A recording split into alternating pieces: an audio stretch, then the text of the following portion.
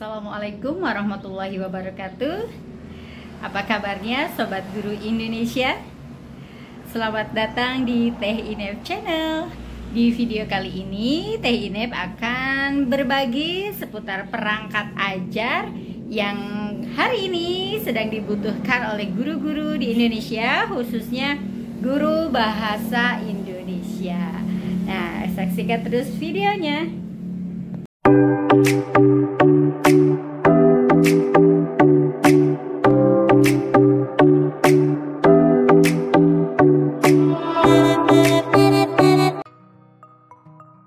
Sebagai seorang pendidik atau sebagai seorang guru, kita memiliki tugas pokok yaitu mengajar atau mendidik peserta didik kita. Nah, agar kita dapat mengajar atau mendidik peserta didik dengan baik, kita perlu perencanaan atau yang kita sebut perangkat ajar yang kita susun sebelum tahun ajaran baru. Agar ketika tahun ajaran baru dimulai, kita sudah memiliki bekal perencanaan atau perangkat ajar tersebut. Lalu apa saja perangkat ajar yang diperlukan oleh seorang guru menjelang tahun ajaran baru? Agar ketika tahun ajaran baru dimulai, kita sudah siap untuk mengajar dan mencerdaskan anak bangsa tentunya. Oke, baiklah. Pertama kita lihat kalender pendidikan tentunya ya. Agar kita dapat menyusun minggu efektif, kemudian prota, program semester 1 dan semester 2. Nah, di kurikulum Merdeka ini sudah kita ketahui tentunya ada yang disebut capaian pembelajaran, ada yang disebut alur tujuan pembelajaran, dan kemudian modul ajar. Nah, lalu ketika kita akan menyusun perangkat pembelajaran, kita mulai dari mana? Oke, baiklah, kita mulai dari capaian pembelajaran. Ya, ini contohnya capaian pembelajaran bahasa Indonesia kelas 10. Nah, ini saya ambilkan dari capaian pembelajaran yang dari pemerintah. Lalu saya copy paste hanya di fase E saja karena saya mengajar kelas 10 SMK. Jadi saya ambilkan fase E untuk mata pelajaran bahasa Indonesia. Ini saya pisahkan untuk mempermudah kita. Nah, ini capaian pembelajaran fase E atau untuk kelas 10. Ya, di sini sudah dilengkapi dengan capaian pembelajaran secara umum, kemudian capaian pembelajaran per elemen. Di mana di dalam mata pelajaran bahasa Indonesia itu elemen-elemennya diantaranya ada elemen menyimak, elemen membaca dan memirsa, elemen berbicara dan mempresentasikan, kemudian elemen menulis. Nah, masing-masing elemen ini ada capaian pembelajarannya. Oke. Nah, berikutnya dari capaian ini setelah kita analisis, kita ketahui, kita tentukan materinya apa saja yang terdapat dalam capaian pembelajaran kelas 10 ini, kemudian kita kembangkan menjadi alur tujuan pembelajaran. Oke, contohnya masih sama ya, kelas 10. Capaian pembelajaran ini didapat dari mana? Nah, capaian pembelajaran yang ditaruh di sini di alur tujuan pembelajaran ini kita dapatkan dari capaian pembelajaran yang ada di sini. Kita kopas saja, kita taruh di alur tujuan pembelajaran. Apa, Dek? Ya, kemudian dari alur tujuan pembelajaran ini formatnya bebas ya, Sobat Guru. Ini kita bisa sesuaikan dengan format yang diberikan oleh waka kurikulum kita di masing-masing satuan pendidikan. Atau kalau misalkan tidak ditentukan oleh waka kurikulumnya, kita bisa menentukan sendiri. Yang penting komponennya itu jelas, ada elemennya, ada tujuan pembelajaran, materi pokok, kemudian dimensi profil pelajar Pancasila, alokasi waktu, asesmen juga boleh dimasukkan, dan sumber belajar. Kegiatan pembelajaran juga boleh dimasukkan. Jadi ini formatnya tidak baku seperti ini. Teman-teman guru bisa memvariasikannya sendiri atau menyesuaikannya dengan satuan pendidikan masing-masing. Nah, ini yang saya contohkan, ini format di satuan pendidikan yang tempat saya mengajar seperti itu. Ini dari Waka kurikulumnya. Nah, di sini ada materi atau kode. Kode ini misalkan di sini kelas 10, untuk kelas 10. Nah, ini kodenya 10.1. Nah, titik 1 ini untuk materi pertama atau nanti kita jadikan modul ajar pertama. Elemennya yaitu menyimak. Sobat guru bisa menuliskan capaian pembelajaran per elemen di sini ataupun tidak. Kalau saya sendiri, karena saya sudah spill capaian pembelajaran yang dari pemerintah, ini saya jadikan lembaran khusus. Jadi supaya tidak berulang-ulang menulisnya di alur tujuan pembelajaran di sini. Jadi saya taruh di lembaran khusus ini. Nah, untuk elemen menyimak misalnya, sebentar deh. Untuk elemen menyimak, saya taruh di sini 10.1 elemen menyimak tujuan pembelajaran. Nah, saya taruhkan di sini. Ini dari mana tujuan pembelajaran ini? Nah, tujuan pembelajaran ini kita yang buat sendiri. Sebentar. Aduh, mohon maaf ini sobat guru. Ada bocil di sini.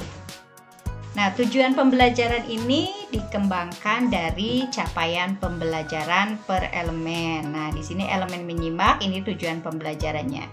Jadi guru atau kita itu mulai menyusun itu dari tujuan pembelajaran, karena CP itu sudah disediakan oleh pemerintah, tinggal kita kembangkan sendiri.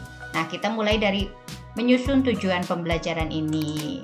Untuk kegiatan pembelajaran ini boleh dimasukkan di alur tujuan pembelajaran maupun tidak, itu bebas. Nah, dari tujuan pembelajaran ini kita tentukan juga pokok materinya. Nah, kebetulan di sini untuk materi menyimak, tujuan pembelajaran mengevaluasi informasi yang tidak akurat dan bias dalam monolog berupa paparan laporan hasil observasi dengan kritis dan reflektif. Nah, kemudian materi pokoknya berarti di sini nanti kita menggali informasi dari laporan hasil observasi, kemudian mencari fakta dan struktur teks laporan hasil observasi. Jadi materi pokok inilah yang kita ajarkan di modul pertama nanti atau di pertemuan pertama. Dimensi profil pelajar Pancasilanya ada mandiri, kreatif, bernalar kritis, bergotong royong. Ini disesuaikan dengan kegiatan pembelajaran. Kemudian alokasi waktu untuk kelas 10 bahasa Indonesia tingkat SMA maupun SMK itu 4 jam pelajaran per minggu. 4 jam pelajaran dikali 45 menit. Nah, ini nanti bisa disesuaikan dengan mata pelajaran sobat guru yang sobat guru ampuh. Berikutnya asesmennya atau penilaian. Karena ini pertemuan pertama di tahun ajaran baru atau tahun pertama, ya, kita mulai dari asesmen diagnostik non kognitif dan asesmen diagnostik kognitif. Berikutnya asesmen formatif. Selanjutnya di sini ada sumber belajar. Ini saya ambilkan materi ini atau bahan ajar ini dari buku Cerdas Cergas Berbahasa dan Bersastra Indonesia untuk SMA dan SMK. Kelas 10, ini masih di bab 1-nya. Atau teman-teman boleh menuliskan sumber belajar secara rinci di sini. Misalkan mendapat gambar, materi atau dari YouTube, dari internet boleh ditambahkan di sini. Oke, kita satu-satu saja dulu. Nah, dari materi atau kode yang 10.1 ini kemudian kita kembangkan menjadi modul ajar. Nah, di modul ajarnya ini dituliskan 10.1. Seperti yang sudah teman-teman ketahui tentunya, karena ini bukan hal yang baru ya, sudah 1 tahun, 2 tahun, bahkan ada yang 3 tahun berjalan menggunakan kurikulum Merdeka. Nah, format modul ajar diantaranya 1 itu ada informasi umum, kemudian yang keduanya komponen inti, yang ketiganya yaitu lampiran. Ya, jadi guru dalam satuan pendidikan diberi kebebasan untuk mengembangkan modul ajar sesuai dengan konteks lingkungan dan kebutuhan belajar peserta didik. Modul ajar dilengkapi dengan komponen yang menjadi dasar dalam proses penyusunan. Komponen modul ajar dalam panduan dibutuhkan untuk kelengkapan persiapan pembelajaran.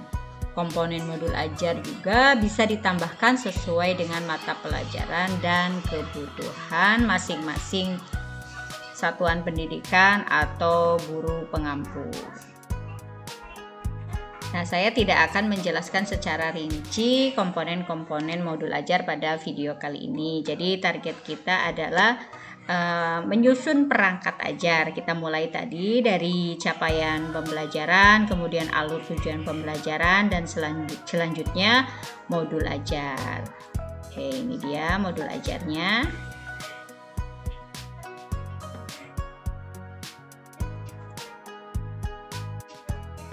Dan setelah modul ajar ini tersusun, atau kita bisa nyambi juga membuat minggu efektif, selanjutnya prota, dan prosem atau program semester.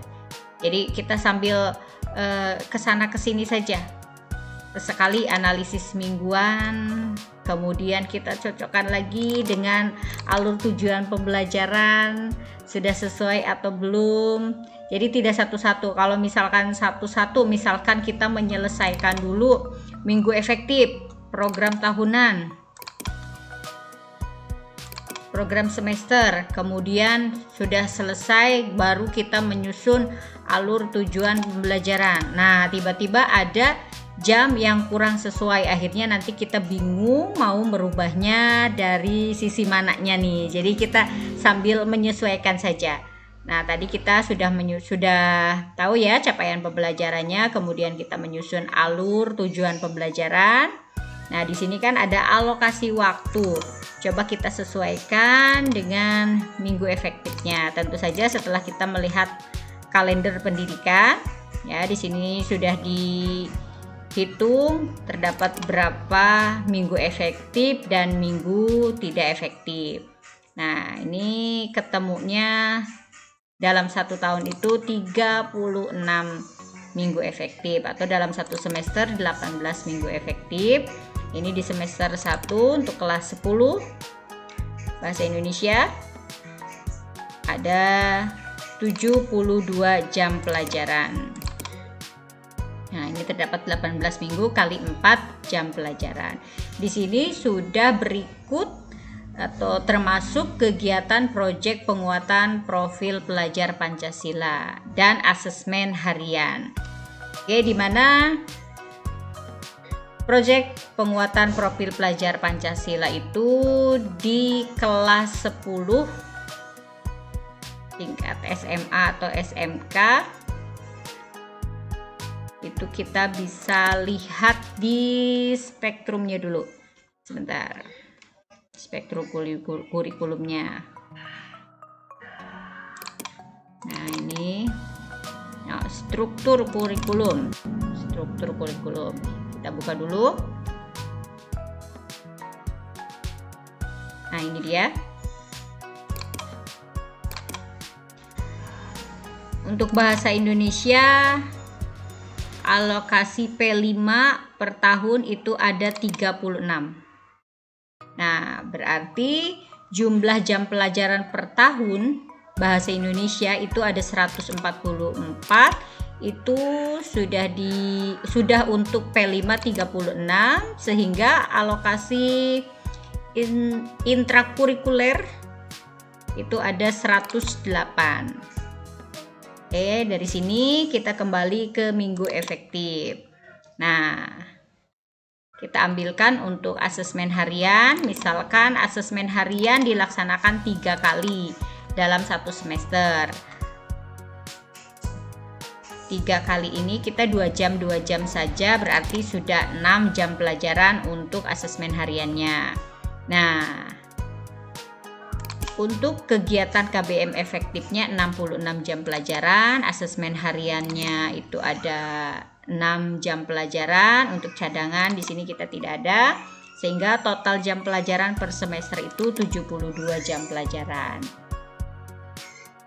Kebetulan ini sama juga untuk di semester 2-nya, 66 jam efektif KBM, kemudian 6 untuk asesmen harian, untuk cadangannya 0, sehingga totalnya 72 jam pelajaran.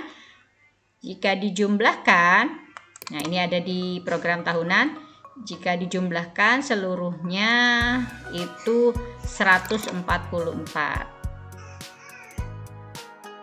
Ini sudah dengan muatan P5-nya. Oke, ini berikutnya ada program tahunan. Program tahunan mata pelajaran bahasa Indonesia kelas 10.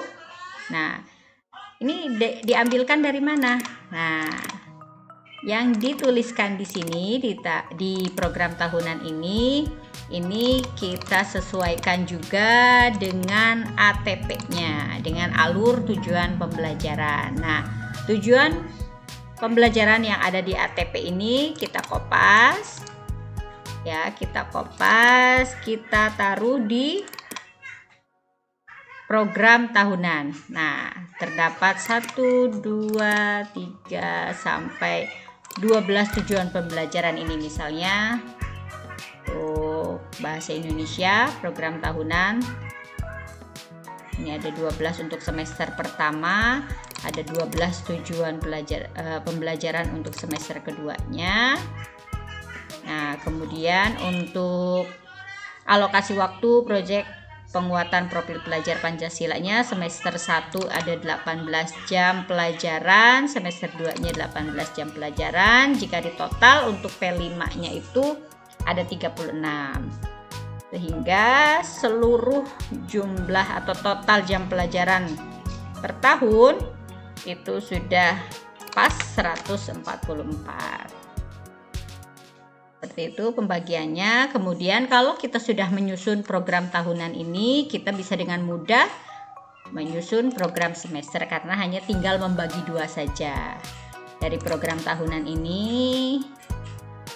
separuhnya untuk semester pertama, kita tinggal kopas lagi di sini. Ada 12 tujuan pembelajaran di semester pertama. Dan ini untuk semester keduanya juga ada 12 tujuan pembelajaran, sudah dilengkapi dengan alokasi waktu dan sudah di total jumlahnya sama.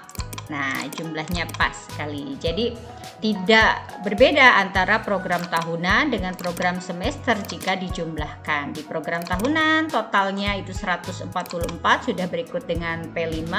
Di program semester 1, semester 2 jika dijumlahkan juga jumlahnya sama, 144 per tahun. Gitu. Jadi jangan sampai Bapak Ibu salah hitung ya. Oke, kalau sudah seperti ini di program semester misalkan, nah kita bisa dengan mudah untuk mengalokasikan waktu. Misalkan di minggu keempat bulan Juli kita mengajarkan tentang materi apa atau tujuan pembelajaran apa atau modul ajar keberapa. Ini jadi sinkron Bapak Ibu ya. Di minggu berikutnya atau bulan berikutnya kita mengajarkan materi apa, sehingga kalau sudah direncanakan seperti ini ketika menjelang PTS ya, penilaian tengah semester atau sekarang PSTS istilahnya, atau menjelang PAS ya, kalau dulu istilahnya, sekarang PSAS, penilaian sumatif akhir semester. penilaian sumatif tengah semester ini yang PTS. Nah, menjelang penilaian atau asesmen ini, Bapak Ibu guru tidak keteter, tidak ada istilah materinya belum selesai gitu, karena kita sudah merencanakannya sejak awal. Seperti itu Bapak Ibu. Ya, demikianlah Bapak Ibu guru hebat Indonesia. Semoga bermanfaat dan bisa membantu Bapak Ibu dalam menyusun perangkat ajar. Silakan Bapak Ibu bisa melihat link di deskripsi untuk contoh penyusunan perangkat ajar, dan bisa Bapak Ibu jadikan contoh. Apabila ada yang kurang atau ada yang perlu Bapak Ibu sampaikan, silahkan tulis di kolom komentar. Jangan lupa like, komen, dan subscribe. Oke, demikianlah yang dapat Teh Inep sajikan. Semoga bermanfaat. Terima kasih. Sampai jumpa.